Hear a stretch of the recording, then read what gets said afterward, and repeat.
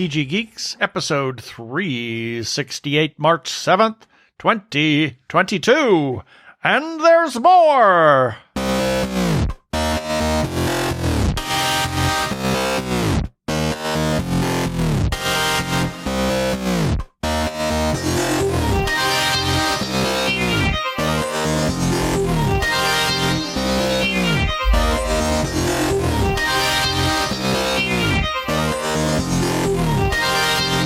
Hello and welcome to another webcast from tggeeks.com, where Ben and Keith, the two gay geeks, talk about all aspects of Geek-dom and Nerd-ery. I wish I'd quit hitting my microphone stand. As you hear this loud boom, in the background. Yeah, like that. Oh, sci-fi, comics, film, horror, genre, you name it, we talk about it. I'm Keith Lane. We're coming to you from TG Squared Studios in lovely Phoenix, Arizona. And I'm Ben Raggington, coming to you from what feels like the allergy capital of the world right now, which is Phoenix, Arizona. There you go. Let's just get on with it. Prepare for hyperdrive. Meanwhile, in the Hall of Episodes, the two gay geeks are discussing this. Well, in this episode, we are going to chat about a few things that we have been watching, quite a few things, a special treat of a concert that we went to this week, as well as the Arizona Opera. And then we're going to talk about our birthday shout-outs. There's some interesting names in there. Oh, I haven't looked yet. This time. Our featured podcast of the week. We got some feedback and regular shout-outs in the second segment. We'll talk about a couple of things that we've already chatted about recently, but continue to watch and talk about. And our wacky weekly recap. And then our regular shout out. So let's get on with it. We have a new intro music. Let us know what you think. Let us know if it sounds like us.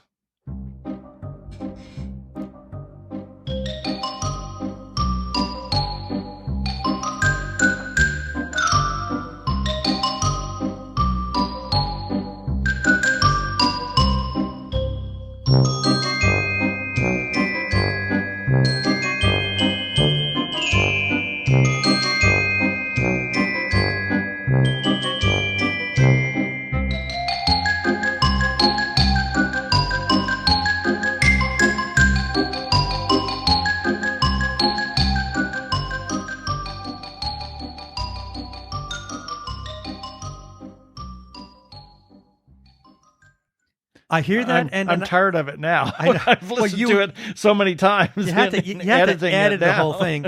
I hear that, and I think dance, and I'm going to really cross some major streams here. Yep. I think of Dance of the Sugar Plum Skeletons. There you go. And exactly. I say that because we're gay and we're old. Exactly. Well, we have a couple of things. The two big things going on right now. Well, one big thing and one continuing big thing. Star Trek Picard. Wow. Oh my gosh. Lots of anticipation on the return of Star Trek Picard. We were getting a lot of push for that through the Paramount Plus. Of course, Will Wheaton the week before showed a nice little clip, which a lot of people on social media kept saying, spoiler, but I finally broke down and looked at it and went, no, there's nothing really spoilery about it. No, it just tells you. It tells you where everybody's at. And exactly. You pretty much learn that early on in the episode anyway, so I don't feel like it spoiled anything. Exactly. So let's go. I mean, everybody should by now know that Q is a part of this whole thing, right? And we're going to try to be as spoiler free. Yeah, we're going to stay away from spoilers as much as possible. I will say that I'm not enamored with the new theme music. I mean, it towards the end, changed it. Towards the end of it, it goes back to the original, but I liked the original. It was the music. voicing. They rearranged it. I mean, the themes are still there. They just revoiced it, so it just doesn't quite have the same ring to it as it did originally. But it is what it is. I'll get over it. It's not like that horrible theme music for Enterprise. Oh yeah, the theme that shall not be named. Everybody screamed about, and Paramount refused to do anything about it. Anyway, I thought it was a very interesting pickup from It was where the last season left off. We're a year and a half later, obviously.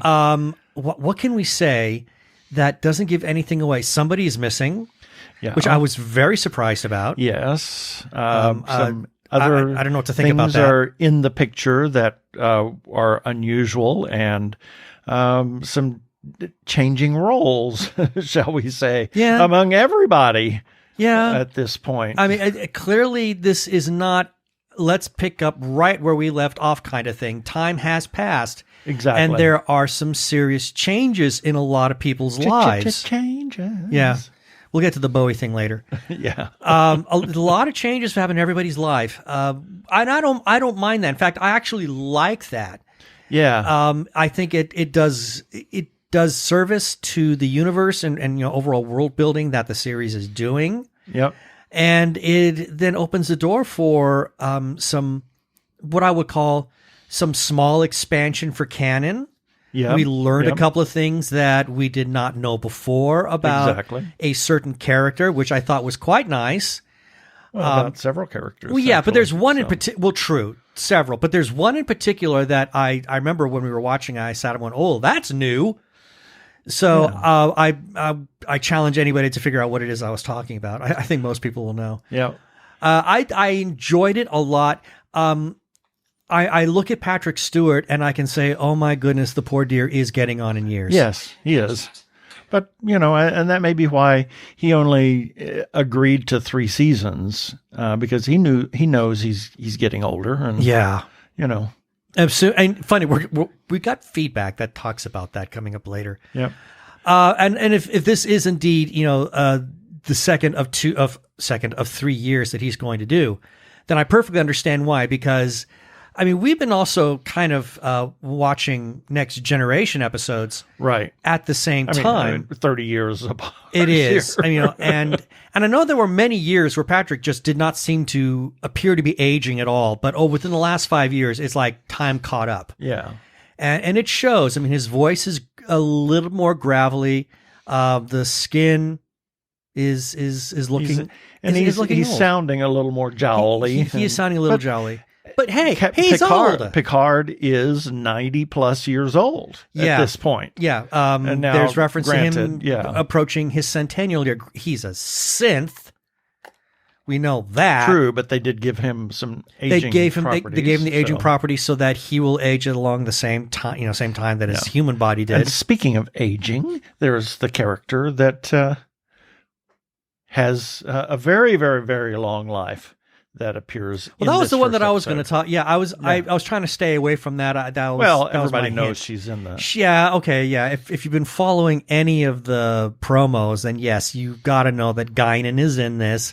I mean, it's Patrick Stewart did ask Whoopi Goldberg while on The View, "I want you on the show." Yes, and then we have Q.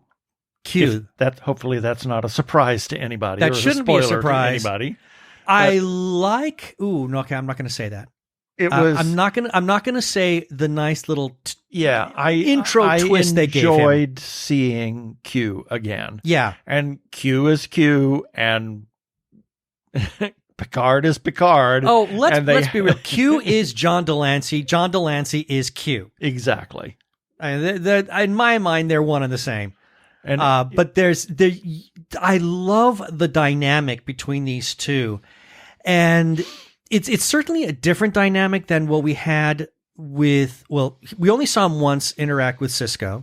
Yeah, the chemistry wasn't there. Lots of chemistry between him and Janeway, but that felt very comedic. Yes, it was. That was comedy. Yeah, and I'm sure she enjoyed it too. I'm sure she did. If I understand Kate Mulgrew in any way, she must have just really enjoyed, because it shows on the screen in every Voyager episode that Q showed up. There was just so much fun and spark frivolity between those. Yeah, but with between Q and Picard, there's a darkness. Animosity. Yeah. Well, I don't know if I would call it an animosity.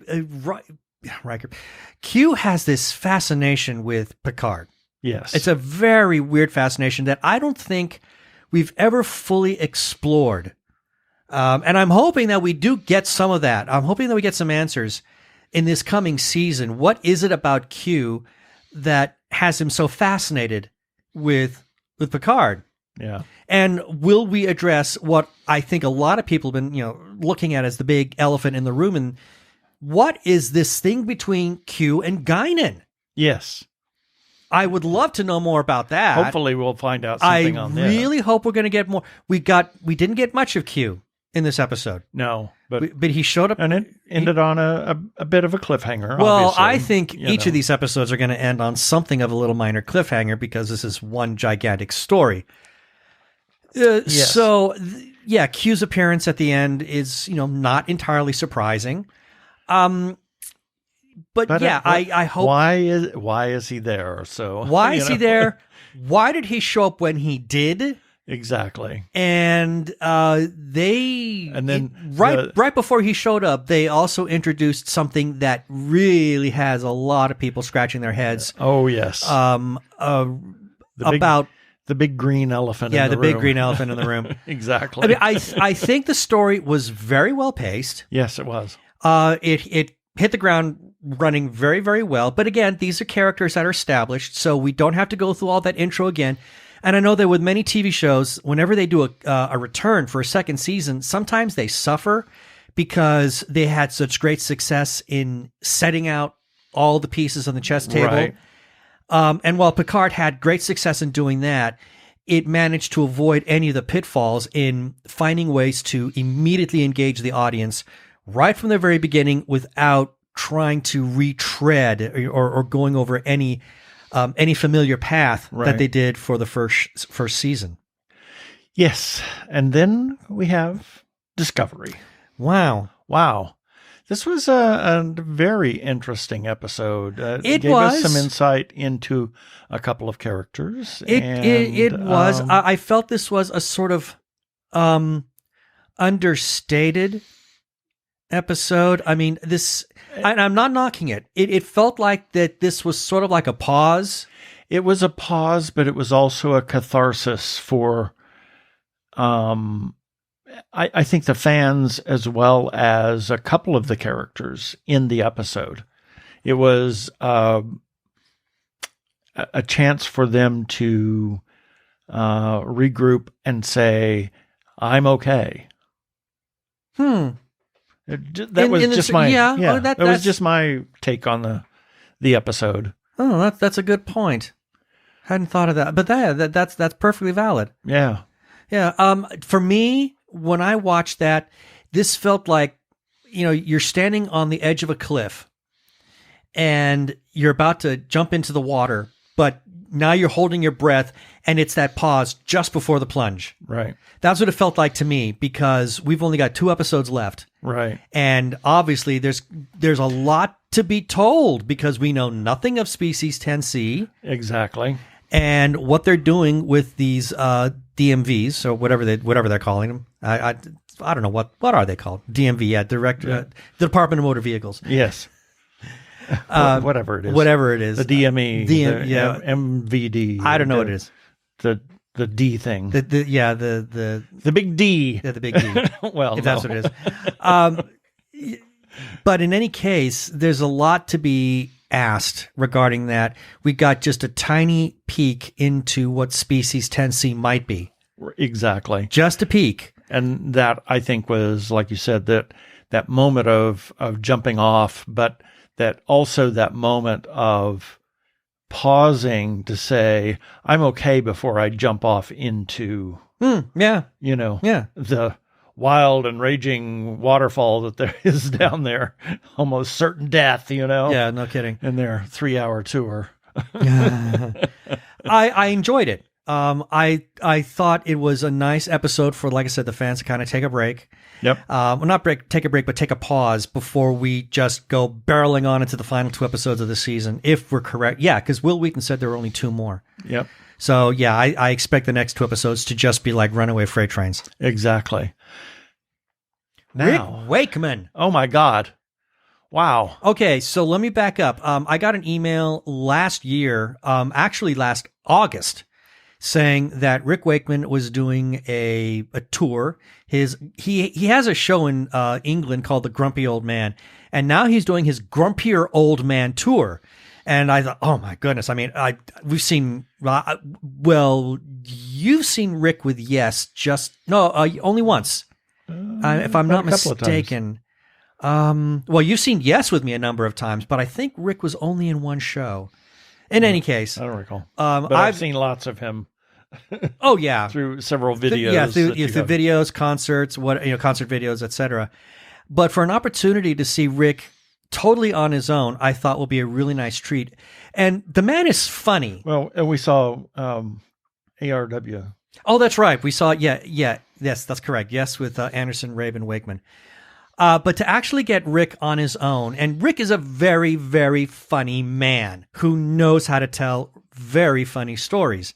So I thought, well, if he's going to be doing his Grumpier Old Man tour, this could be very entertaining. So I plunked down the big bucks. I broke out the credit card and paid for the meet and greet. This was not cheap, but I paid for it, and the show got postponed because of the damn-demic. And then it got rescheduled, and it just happened this last week. So we got to go. We got there very early. The show was supposed to start at 7:30, 7:30-ish, 8. Yeah. 8, actually. It started at 8. But we got there at 4, and we got in with the rest of our little group, and it was a very small group. I'd say maybe 20 at most. At most, yeah. And we got to go in, and we had to keep a very healthy distance from Rick, and we all had to wear masks during this time. We couldn't take them off. And Rick, and I think because Rick's health is maybe not the best, that's why we were not allowed to get close to him or shake hands or anything like that. But he was on the stage, and this is in the Celebrity Theater in Phoenix, which is sort of in the round. And he just sat there on stage, and he chatted with us, and he took questions from us.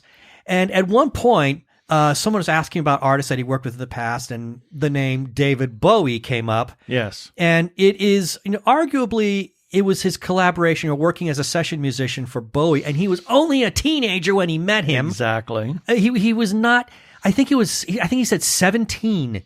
Yeah, 17 when he or 18, met, yeah. 17 or 18 when he met David Bowie. And it was Space Oddity. You hear this beautiful Mellotron synthesizer. That's Rick Wakeman. So if you ever listen to Bowie's Space Oddity and you hear this beautiful Mellotron synthesizer in the background, bingo, that's Rick. Yeah, and one of the things that they said to you whenever they sent you the email, that he would be doing a piece that was not going to be in the show. What we got in the email was that he was going to do a tech rehearsal. We get to hear that. And then when we got in, we were told by the celebrity person who was coordinating this meet and greet that instead we were going to hear him play a piece that would be not part of his regular show for that night. Right. And he said, since somebody brought up David Bowie, I will play. And he came up with a very lovely piano version of Space Oddity. Wow. Yeah, wow. I got some great pictures of him playing on that. Yeah, there were tears. I think for a lot of people, there were, because we were definitely an older crowd. Yeah. And we all loved Bowie. And we were all very saddened at Bowie's passing. And then to hear Rick do this, what I thought was a lovely tribute to David Bowie on the piano, was just absolutely magnificent. And that came to be, that was a show that I'm going to remember for the rest of my life. Yeah. And the show was great. He did a bunch of stuff. And in fact, did another Bowie piece. What was it? Life on Mars? Yes, he did Life on Mars. Yep. And so it was a great show. It was a fantastic show. He did one Yes number. He did a number of pieces from his solo career, which I liked. It was a wonderful show. And to watch him play was amazing, because it was just him. Yeah, it was just him. There was a grand piano and he had a Steinway and a Korg electric keyboard that could do all sorts of sounds. One of the best pipe organ sounds I've ever heard come out of a keyboard. That was great. And it was a Korg workstation. Yeah. That's what it was called. Yeah. And they had a number of cameras that were pointed at his hands, and I was watching him. And for a man who is in his early 70s, 72, 73, I thought he made it look effortless. Yeah. I mean, his hands just flowed. There was no tension in his arms. I mean, I challenge any piano teacher to look at what he was doing and say, oh, that technique was terrible, because I thought he looked, in terms of how he played, and sounded amazing. Yes. Now, something that we experienced last night, and then again tonight, because we're recording this on Saturday, Arizona Opera's performance of A Little Night Music by Stephen Sondheim. Patricia Rissette is playing Desiree Armfeld, and I enjoyed it tremendously. I know that you didn't necessarily. I'm not a fan of Sondheim. You didn't necessarily care for it. No, but I will say that I thought Send in the Clowns was lovely, and it was nice to have a musical production and a full story that helped put that into some kind of context for me. Exactly. Now I understand what it means. Now you understand the whole meaning of the song. I get that song. I never understood. I mean, I thought it was always a lovely song. Now I get what it means, and I think I can appreciate that song better now that I have some sort of contextual reference for it. And it was the production values were incredible. Oh my God. It was just, they kept the chorus, shall we say. There's a Greek chorus of sorts that is dressed up as fairies, but they're also the stagehands.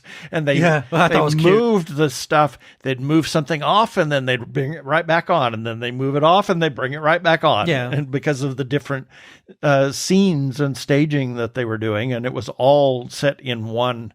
You know, they didn't. There was no curtains, no nothing. The visual setting is a forest, but they're supposed to be homes, houses, and exactly, this and that and the other. And I enjoyed it. There were a number of pieces that were really incredible. The story was fascinating, and I heard kind of almost predictable to a certain extent. It is. It's yes, I would call it predictable. It's a musical comedy of errors, if you will, a romantic comedy of errors. It's a rom-com. And I forgot what I was going to say now. Dadgummit. I thought visually it looked kind of nice. Well, you carry on, because I lost my thought. That's all right. Well, Patricia Rissette was Desiree Armfeld. Now, the guy that plays her husband, or plays Frederick Eggermann, we saw in a number of things, apparently. A number of things, but he was the Daddy Lowell in Copper Queen. Yeah, I saw that credit and I was amazed. Really good. He was very good in that. And Brandon Morales, who played the Count, my God, what a voice! What a voice!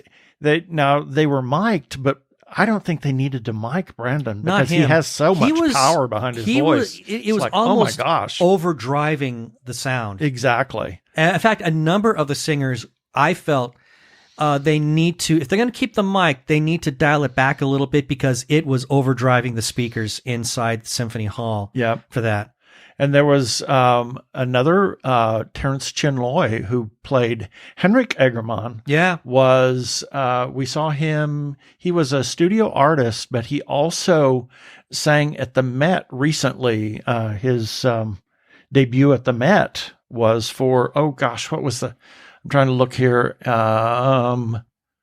Where is it in? Oh, yes. Fire Shut Up in My Bones. Oh, really? Was that was a big deal when that premiered. Because it was an all-black cast. Same thing that they did with Porgy and Bess.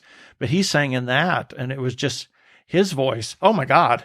His very good first voice. thing is like he has this really high note that he holds on to forever, and then immediately goes back way down into his chest voice. Mm-hmm. It was just an incredible, it did that a couple of times, but the rest of the cast was absolutely wonderful. I thought everybody, in terms of how they sang, they were all very, very solid. Yep. And great voices. Quite a few of the the artists, the studio artists, Mary and Rose Pullen studio artists, were in this production from years past to current. Well, Brandon Morales was a former studio artist, as you pointed out earlier. Rob McGinnis, and he's several others. Cheyenne Cross. Yeah, there's one that I very much liked. He was a tenor. I can't. He played one of the fairies. Oh gosh! And I'm not saying that tongue in cheek. No, I mean they were fairies, like wood nymphs or something like that. Yeah. If I saw his face, I'd recognize it immediately in the program. Yeah, I can't recall. Yeah, one of the lead tenors in that. He was absolutely delightful. Yep. Anyway, I really enjoyed the production, and it was just, I know. I look forward to seeing it again tonight. It will be interesting. Now, granted, you may I might like it better. I might like it better now tonight. that you know the story. You can just sit and enjoy it. Well, I heard a number of people during intermission. They went up to Joe Spector, who's our general manager and artistic creator of Arizona Opera, and a lot of them were going up to him saying, "Yeah, that first act it's a bit slow." I mean, they were trying to be very diplomatic, but they're all saying they didn't like it. And he said, "Watch for the second act. Now everything picks up because the first act is all about getting the people in place and establishing who they are." Exactly, and it ends on a high note. It does end on a high note. That number, Weekend in the Country is very good. I will admit. It's the ramp up to the second act where everything goes awry. And I was impressed with the layering of each of the singer's parts. Granted, a lot of them, I mean, it's almost like a fugue, but at the same time, it sort of reminds me of what, the composers of Les Mis did, where you layer all these pieces on top of each other to make this incredible tapestry. And they did that with Weekend in the Country, and it was very whimsical. I did like that. It was very energetic, and it did make for a fun ending to Act One. Yep. And then a couple of other things about Arizona Opera. Number one, please, we've got in the article for this episode, there is a link to Carmen, the graphic novel. Yes. Please go to that Kickstarter link. Express interest. And sign up for to know whenever it is being released or whenever they start the Kickstarter, because they're looking for a certain number of people to have signed up for that before they release it, and because they don't want to release it because the Kickstarter only runs a certain number of days. They want to be sure that they have enough people that are going to be interested in it to sign up for it. Just because you sign up doesn't mean you have to participate, but please do sign up so the rest of us can get our copies of Carmen the graphic novel. I would very much like to see it. I mean, we interviewed Alex Schrader and quite a number of episodes ago. I want several copies of it, as a matter of fact. I definitely would like to see this because Alec is an avowed comic book nerd. So I kind of get the feeling, being an opera singer and a comic book geek, that he would make sure this project got the love that it deserves to get. Exactly. And the Copper Queen is going to be on the big screen again. Phoenix Film Festival, and it is actually going to be showing on April 4th and April 7th. And April 7th. Yes. Now, April 4th is at 7:15 and April 7th is at 12:30. We will have links to buy tickets for both of those performances of the Copper Queen. So if you have not seen it on the big screen, please go ahead and buy tickets. And it was wonderful. Keith and I both loved what Arizona Opera did, and with it's that. worth seeing on the big screen. Now we have the Opera on Demand that we got from Arizona Opera so that we could watch it at home, but there's nothing like seeing it on the big screen. It's just, there's a lot of detail absolutely incredible that needs to be picked up on, that adds to the storytelling. Yep. And that's it for stuff we're chatting about at this moment. Hi, this is Joe Spector from Arizona Opera, and you're listening to the Two Gay Geeks.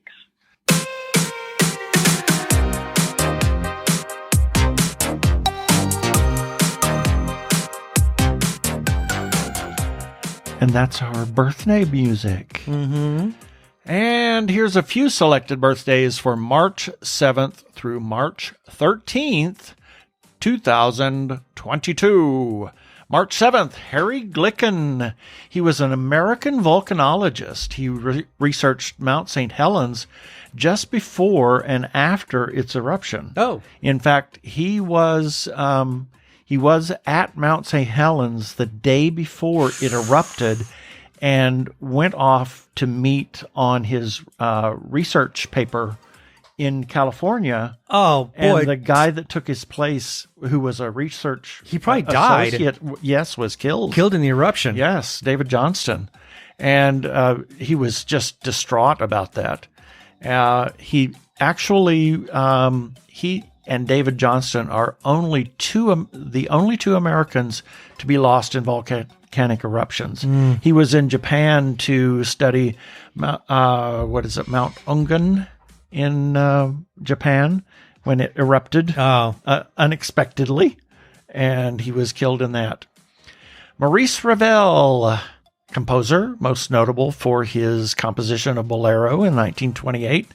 He used repetition to take the place of development rather than writing a theme and then developing that theme. The repetition serves as the development. The repetition and adding the layers was the development part of Bolero because it's exactly the same. It's a two motif phrase that are very similar to each other in terms of movement.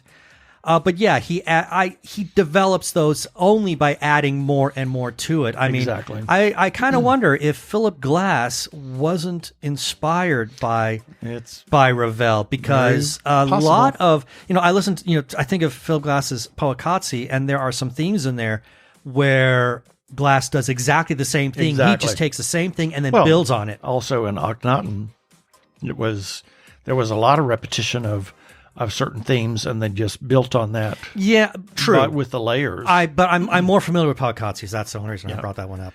And then also he was renowned for his orchestration abilities, of which his 1922 version of Mussorgsky's Pictures at an Exhibition is best known. That was a piano piece that Mussorgsky wrote everything on piano. And he took that, and it is just a glorious piece. And then we have, on March 7th, a friend of ours, Glenn Schambach. March 8th, Carl Philipp Emanuel Bach, composer. He was the fifth child of JSB. And he was an influential composer between the Baroque era and the Classic era. A tremendous volume of work. And his work is very good, and somehow I don't think... Now, I could be wrong. I kind of get the feeling it doesn't get the recognition that is due. True. To some degree. If you listen to a lot of classical music, you kind of naturally gravitate towards CPE Bach. Because I think his music is lovely. It's between the Baroque and the classical era. And right. You're hearing that bridge between the two eras. He actually was also a teacher or a pedagogue, if you wish, and he wrote an essay on the true art of playing keyboard instruments. And that piece was studied by Mozart, Haydn, and Beethoven. Ooh, okay. Yeah. Then we have Alan Hale Jr., Speaking of 3-hour tours. Yes. Started out in the movies as a child. His father was a good friend and sidekick of Errol Flynn. Oh, really? And my God, he did all of the TV shows in the 60s, 70s, and 80s. I think everybody was doing all the TV shows. Wagon then. Train, 77, Sunset Strip, Route 66, Perry Mason, Daktari. Daktari? Yes. Whoa. Now, there's a show I've not heard of in a I had to put that in there because it's like, oh my God. With Clarence the Cross-Eyed Lion. Exactly. God, I totally forgot. Wow. I think Jan Michael Vincent was into... I need to find that show again and watch it just for pure nostalgia. Exactly. And of course, he played Jonas Grumby, a.k.a. the skipper on Gilligan's Island. I didn't know the name. Yes, Jonas Grumby. Yep, wow. That was his name. I would definitely lean towards skipper if my name was Jonas Grumby then. Yep. And as opposed to the rest of the cast, he really enjoyed the notoriety that Gilligan's Island gave to him. Indeed. He wore a skipper's cap most of the rest of his life. I'm surprised. I thought Bob Denver appreciated it too. Well, he may have, but because I know Bob Denver a lot of the times, especially in later years, wore the same kind of hat. Yep. But it's nice to know that Alan Hill Jr. appreciated it as well. Oh, and he even had a what was it? A lobster shack or something on Restaurant Row in Hollywood. Oh, really?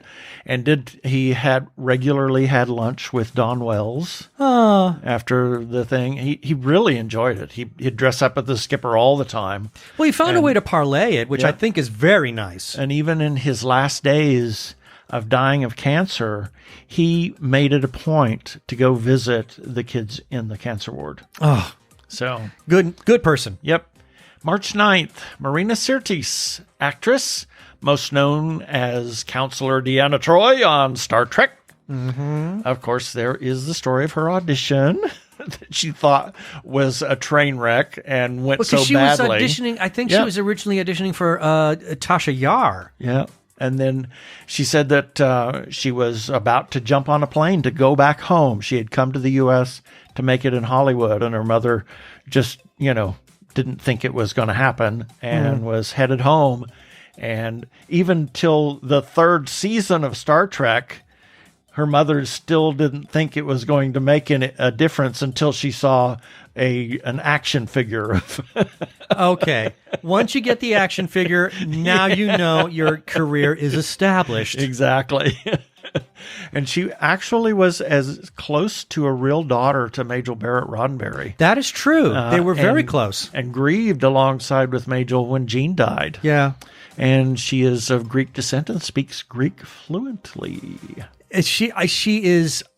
I truly think she is a very underrated actor. Yeah. And she's been in a bunch of stuff since. She's Star also Trek done as well. tons of voiceover. Oh my gosh, yes. She's the voice of the computer in some video game, Star Trek video game. Yeah, So they I thought can't that would have been remember, very appropriate since, since she's, like the unofficial daughter of Majel. Exactly. Then we have Samuel Barber, composer, wrote some glorious music over a very, very long career, including the opening piece for the new Met in New York City at Lincoln Center, Antony and Cleopatra. That's it. And it starred Leontine Price, who had become associated with his work for over 2 decades. She sang virtually everything he wrote for 2 decades. She had come to his attention, and he wrote for her. Literally wrote Antony and Cleopatra for her. Yeah. Yes. And was in a relationship with Giancarlo Menotti and also collaborated on many pieces, including Amal and the Night Visitors. And Menotti helped with Antony and Cleopatra, and they worked on many pieces. Then we have a friend of ours, Grace Josephine Unger, and dear friend, Marge Ryder. Happy birthday, Marge. March 10th. Lorenzo da Ponte, opera librettist who wrote the librettos for 28 operas. Wow, he was busy. And by 11 composers, including 3 by Mozart. When did he have time to sleep? I know. He did Marriage of Figaro, Don Giovanni, and Cosi fan tutte, as well as he wrote a number of librettos for Salieri. In fact, he had had a letter of introduction to Salieri from somebody, and then did several librettos for Salieri. Let's see. Natalie Germanata, fashion designer, sister of Lady Gaga. Has designed some of Gaga's outfits throughout the years. And of course she did. As part of the Born This Way Foundation, partnered with Mattel to create a doll for the franchise. Then we have friend of ours, Max Seifert and David Hunter. Happy birthday. March 11th, John Barrowman. Oh my goodness, actor. crazy man. Yep. Known for Captain Jack in Doctor Who and the spinoff Torchwood, as well as Malcolm Merlin, Dark Archer in Arrow. Is a singer and dancer where he got his start. He was in a high school production of Oliver with I've heard Anthony this before. Rapp and Andy Dick. Oh my, Andy in Dick? 1983. Andy Dick. Oh, well, that's warped. Yep. And Sister Carol Barrowman and he have written several children's books. Yes. Alex Kingston, actress, had quite the career. Oh my gosh. ER, Upstairs, Downstairs, before she joined Doctor Who as River Song, and then Arrow and Discovery of Witches. Yes. Was married to Ralph Fiennes at one point. Oh, I didn't know that. Yeah. And then Douglas Adams. We're sticking with the Wow. Doctor Who theme here. Yeah. All on one day. Writer, Hitchhiker's Guide to the Galaxy, The Dirk Gently Holistic Detective Agency, and of course his brilliant episodes of Doctor Who. Yes. Some of our most repeatedly yes. watched episodes. Yes. I've lost count the number of times we've watched both Pirate Planet and City of Death. Oh my gosh. And was a founding member of the team that launched Comic Relief. Oh, I didn't know that. And was proud that his initials were DNA. Of course they were. March 12th, Gustav Kirchhoff, physicist of the 19th century, contributed to the understanding of electrical circuits, spectroscopy, and black body radiation emissions. That's a mouthful. Yeah, it's a mouthful. His works led Niels Bohr to his model of the atom and Max Planck to his discovery of quantum mechanics. So some of his work was instrumental in those two pieces of physics history. Liza Minnelli with a Z, actress, singer, daughter of Judy Garland and Vincent Minnelli, was in Arthur and Cabaret, obviously. Yes. Her career leaned more towards the stage performances, and did you know that at one time her career was managed by Gene Simmons of Kiss? No. For a very short period of time. Okay, that's very weird. Yeah. I didn't know that. Yes. Bizarre. And I will admit, I didn't really follow Liza all that much in the later years. I mean, by the time she came around, I just wasn't following Broadway all that much. But then we had an opportunity to see Cabaret, the movie. Yep. Oh my gosh. And I watched her, and then we also saw a stage play. We saw the stage play Liza with a Z. It's on video, so we saw that, and I walked away from that thinking, now I know why she became such an icon. Now you understand. I get it. She was amazing. Truly was. And then we have a friend of ours, Lizzie Crowe, Brian Kirst, and Mr. Joe Spector of Arizona Opera. March 13th, Percival Lowell, businessman, author, mathematician, and astronomer. Astronomer, yep. Founded the Lowell Observatory in Flagstaff and fueled the speculation of canals on Mars. Mm-hmm. Well, and we got to see the telescope that he observed Mars with. You can't look through it anymore. It wasn't functioning, but at least you could look at the display. Yep. And Pluto was discovered 14 years after his death at Lowell Observatory. Harry Melling, actor, most known as Dudley Dursley in the Harry Potter series, has done quite a bit in the UK afterwards, after the Harry Potter series, a number of things. Yeah, we saw him. Oh my gosh, it was something. I don't. Yeah, recall it was what a show. I'm apologize for not remembering the name of it. It was a Netflix movie about this band of. They were like a paramilitary group. They were all immortal. Yeah. And he was the big villain in that. And I didn't realize that was him until we were looking up his credits. And he turned into a very solid actor. Yep, exactly. His grandfather was Patrick Troughton. Yes, I knew that. And then we have Charles Grey, the second Earl Grey, was Prime Minister and leader of reforms in Great Britain, probably why he was called Earl Grey Hot. The tea was named after him. Got it. And then we have friend of ours, Pia Thrasher and Lathrop Preston. Happy birthday. Happy birthday. And that's it for the birthdays this time.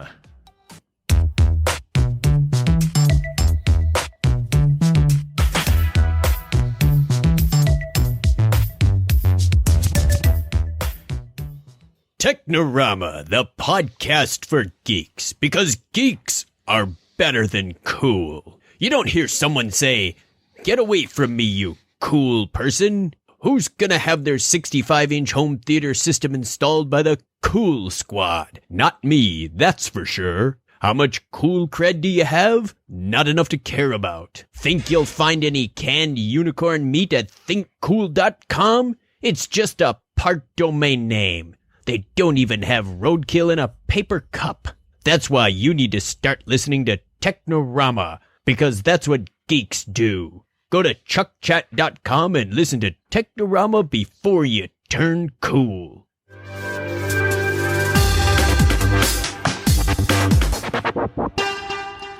Go give a listen to our friends Chuck and Craig over at Technorama Podcast. I'm Daniel Radcliffe, and I believe that reaching out for help is the bravest thing a person can do. If you are struggling and need support, call the Trevor Lifeline at 1-866-488-7386. It's free and confidential, and trained counselors are there to listen 24/7 without judgment. To learn more about the Trevor Project's life-saving work for lesbian, gay, bisexual, transgender, or questioning young people, go to thetrevorproject.org. We want to give a shout out to the Joshua Tree Feeding Program, a 501c3 nonprofit food pantry for the HIV and AIDS community in Maricopa and Pinal counties. They offer a place where clients can select from a wide assortment of nutritional foods to take home, and they set it up just like a store so that the clients can pick and choose the foods they want and no food is wasted. They could certainly use your input right now. They are an all-volunteer organization, but they have bills to pay as well. So consider supporting Joshua Tree either through a single or a monthly recurring gift. You can go to jtfp.org to make a donation.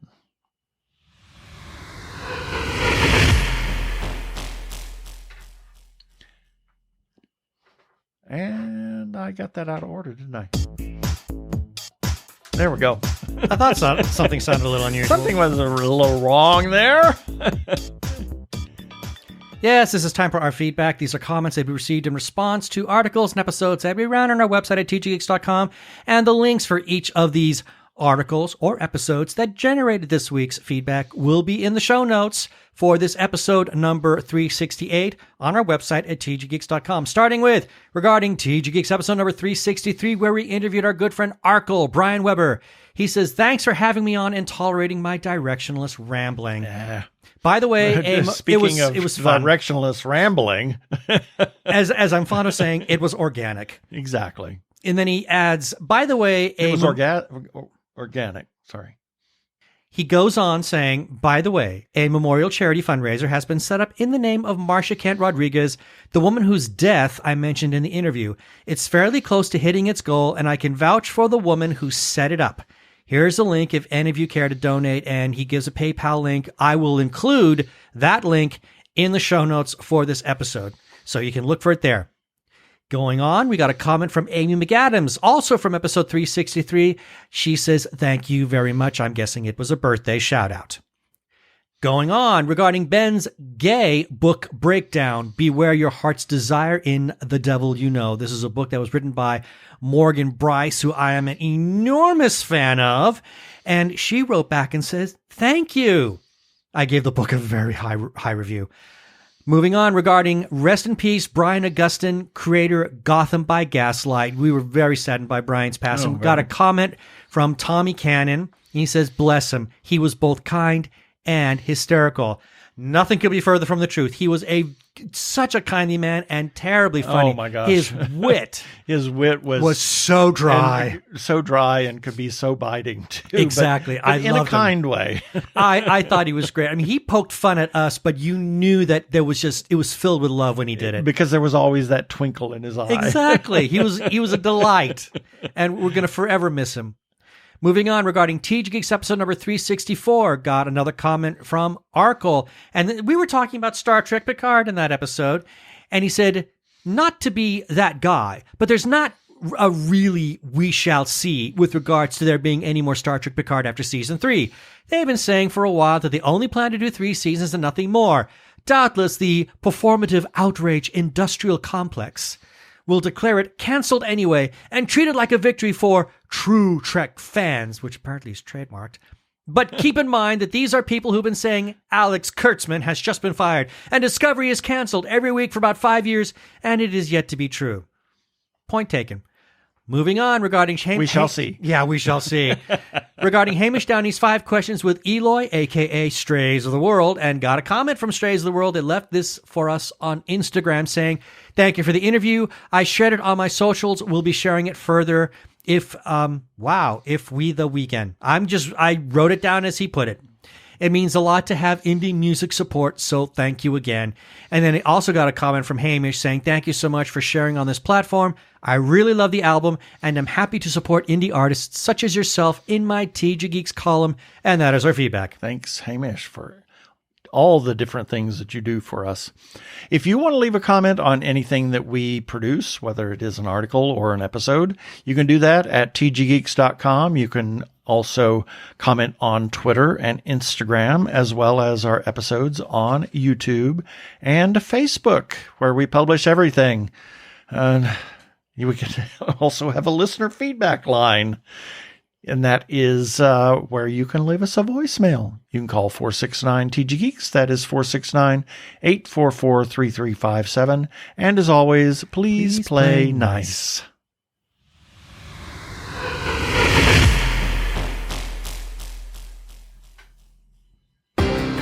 For more than 2 decades, Judy and Dennis Shepard have honored their son Matt by working to erase hate around the world. The Matthew Shepard Foundation honors his legacy by inspiring the good work of activists, teachers, artists, and legislators, and everyday LGBTQ+ folks and their allies. Join us today in helping to erase hate. Visit MatthewShepard.org. Thank you to Comcast, NBC Universal for that promo.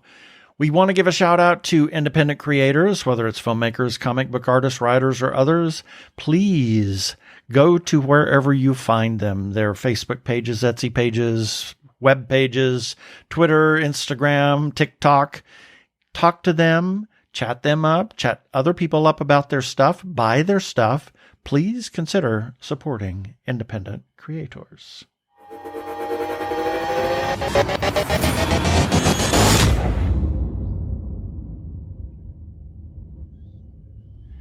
If you are trans or are questioning your gender identity, and if you are in crisis or are feeling isolated and need someone to talk to, or you know of someone in a similar situation, there is a special hotline just for you. The hotline is provided by translifeline.org and staffed by trained counselors who are transgender themselves.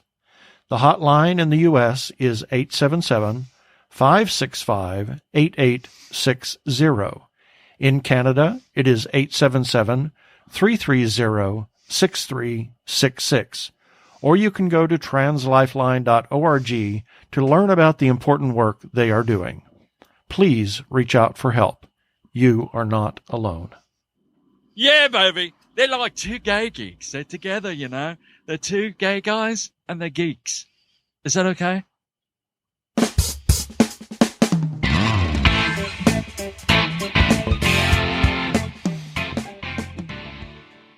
Well, we have just a moment. Literally a moment. To talk about a couple of things. Just a continuation. We had started the series Alex Rider. Season 2. Season 2. And we finally finished that. And I thought it was good.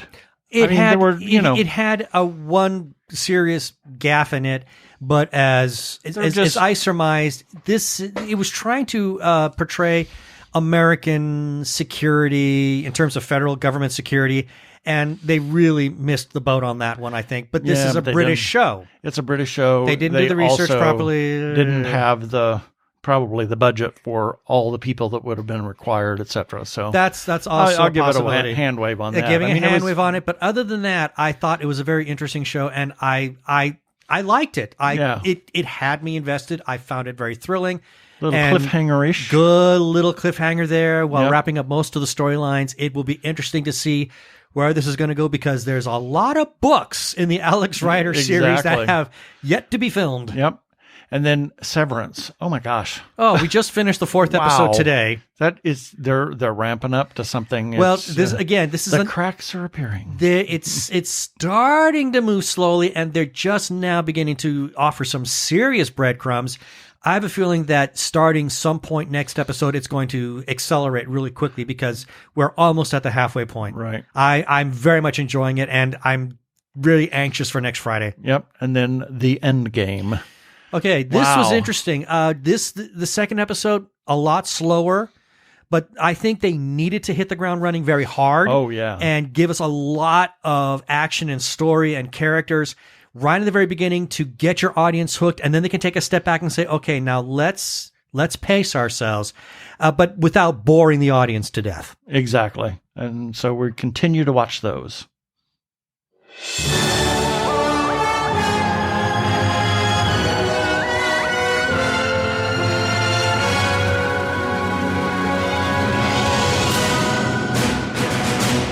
And it's time for our weekly review. These are articles that we ran on our website at tggeeks.com, and the links for each of these will be in the show notes for this episode number 368 that you can find on our website at tggeeks.com. Starting with Sunday, February 27th, Nerdy Chupacabras number 89. On Monday the 28th, TG Geeks episode number 367. On Tuesday, March 1st, Ben's Breakdown, Alex Rider Season 2, 3 episode thoughts. On Wednesday, the 2nd, Ben's Breakdown, Severance, Season 1, 3 episode thought. Wow, yeah, this Ben guy, yeah. who knew that he could write? Yeah. I guess he's still around because it's not all about Andrea. I'm just joking, Andrea. We love you. March 3rd, Andrea's Angle, Lucy and Desi, Work of Love. That's a documentary that is now on Amazon Prime Video. On Friday the 4th, Hamish Downey's First Friday Playlist, March 2022. And on Saturday the 5th, Breaking Glass Pictures releases Jump Darling, starring Cloris Leachman. Yes, it was actually at the film festival circuit, and she looked wonderful in it. Sadly, we lost her. I have not seen the trailer yet. January at the age of 94. Wow.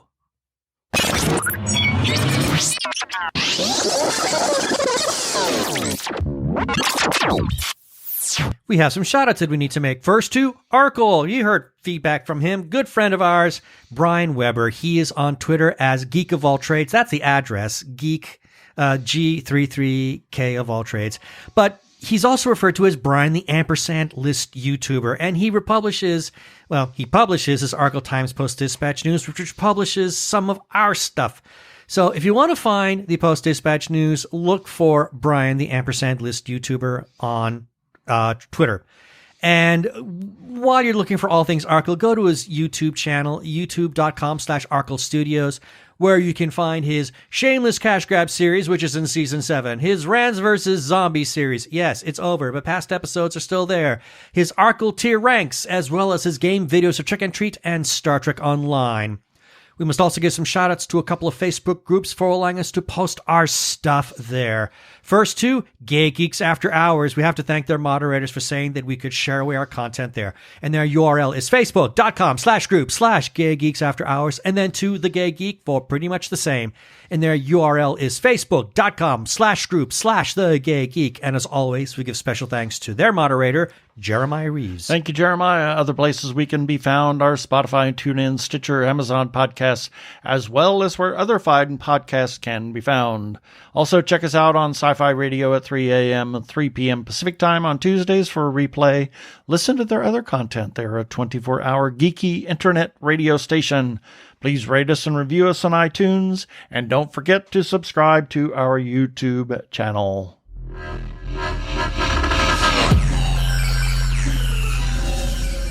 And that should do it for this episode of TG Geeks Webcast. Be sure to check out the article for the webcast episode. We'll have several links on the page, especially for the Arizona Opera stuff. And remember, you can comment on our Facebook page or our website, tggeeks.com, or leave us a voicemail of 469-TG-GEEKS. That is 469-844-3357 from TG Squared Studios. I'm Keith Lane. Thanks for listening. Please be kind to yourself and those around you. Stay safe. Continue to wear a mask, get vaccinated. Peace. Cheers.